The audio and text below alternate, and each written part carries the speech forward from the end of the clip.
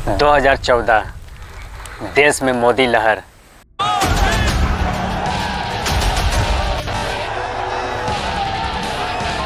जनता में जोश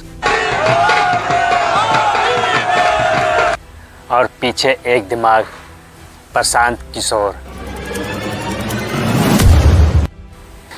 वही आदमी जिसने नरेंद्र मोदी को प्रधानमंत्री बनाने की पूरी कहानी लिखी, वो था बिहार का एक साधारण लड़का, प्रशांत किशोर।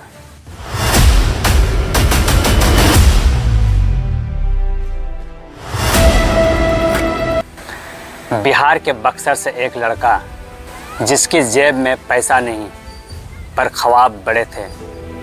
पिता सरकारी डॉक्टर, माँ चाहती थी बेटा अफसर बने, पर बेटा ने कहा अफसर बनकर नहीं, अफसरों को जवाबदेह बनाकर दिखाऊं। पढ़ाई में इतना तेज़ और दिमाग का इतना चंचल, वो पहुंच गए यूनाइटेड नेशन ऑफ अमेरिका, जिनकी हर हिंदुस्तानी का ख्वाब होता है। और दिलचस्प बात यह है, यूएन में उसकी पोस्टिंग अफ्रीका में थी, जहां वह public health and development planning पर काम कर रहा था। वहां से उसने सीखा सिस्टम बदलने के लिए सत्ता नहीं, स्ट्रेटजी चाहिए, और वहीं से पैदा हुआ political strategy Prashant Kishor. Africa से लेकर भारत तक सरकारों को सलाह देता था, लेकिन दिल में सवाल था, दूसरों के देश सुधार रहा हूँ, अपना देश कब। गुजरात में उस वक्त नरेंद्र मोदी अपने राष्ट्रीय सपने बुन रहे थे और पीके उनके पीछे से वो सपना डिजाइन कर रहे थे। चाय पे चर्चा हो, 3D रैली हो, रन फॉर यूनिटी और हर हर मोदी, इन सब की मास्टरमाइंड सिर्फ एक था, प्रशांत किशोर। देश के 300 से ज़्यादा युवा सिटीजन फॉर अकाउंटेबल गवर्नेंस यानी कि CAG के नाम से एक गुप्त टीम में काम कर रहे थे। कोई सोशल मीडिया पर जनता का नब्ज़ पढ़ रहा था, तो कोई गांव-गांव सर्वे कर रहा था, और वहीं से निकला भारत का पहला डेटाबेस इलेक्शन मॉडल।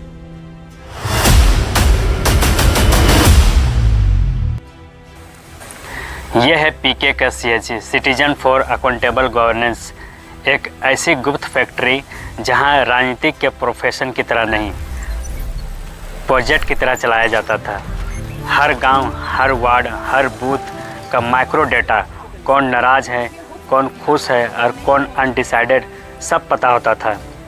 जैसे किसी गांव में अगर पानी की समस्या है तो वहां का प्रचार पानी के वादे से शुरू होता था, और जहां युवाओं की बेरोजगारी का मुद्दा था वहां विकास का नारा गूंजता था।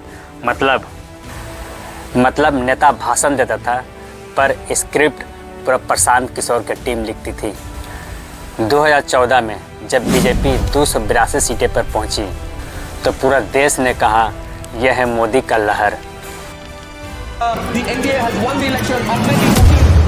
लेकिन सच्चाई ये थी, उस लहर के इंजीनियर थे प्रशांत किशोर।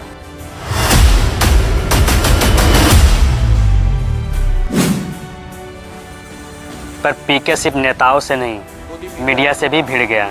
जब एंकर ने गोलमोल सवाल किया, पीके ने सीधा जवाब दिया, सवाल सही पूछो, नहीं तो जनता जवाब देगी। गोदी मीडिया कहूँगा तो आप क्या कहेंगे? जो बुलाना है बुला लो भाई। मैं क्या कहूँगी? हाँ, आप मुझे गोदी मीडिया कह रहे हैं क्या? बिल्कुल, सब पूरे देश के लोग कह रहे हैं गोदी मीडिया। मुझे आप गोदी मीडिया कह रहे हैं? मैं क्यों?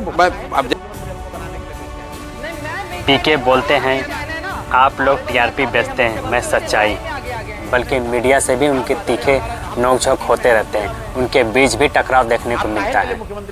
प्रशांत किशोर अपने तार्किक बातों पर जाने जाते हैं और वो मुंहतोड़ जवाब देते हैं। मीडिया हो या दूसरे विपक्षी नेता हो, उन सबको जवाब देते हैं अपने टेक्निक और तार्किक बातों से।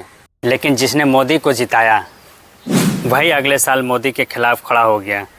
लालू, नीतीश और कांग्रेस को साथ लाकर पीके ने 2015 में महागठबंधन बना दिया और फिर बिहार में बीजेपी को हराया।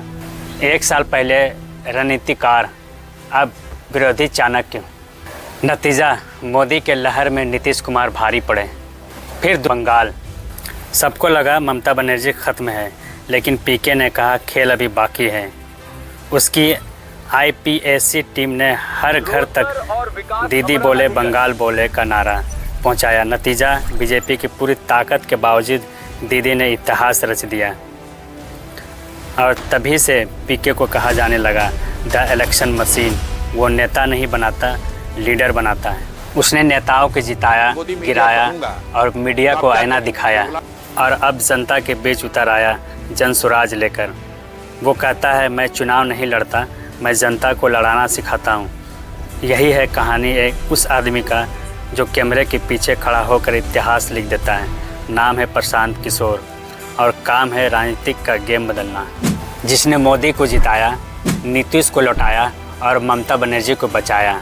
अब वो खुद मैदान पे उतर चुके हैं। डरता नहीं, टकराता है, दिखता नहीं, बदलता है। नाम है प्रशांत किशोर और काम है सिस्टम को डिकोड करना। मैं हूं आपका दोस्त मोहम्मद शाहनवाज। आप देख रहे हैं STN हट 2.0। अगर वीडियो अच्छी लगे तो please like, share and subscribe ज़रूर करें। जय हिंद, जय झारखंड।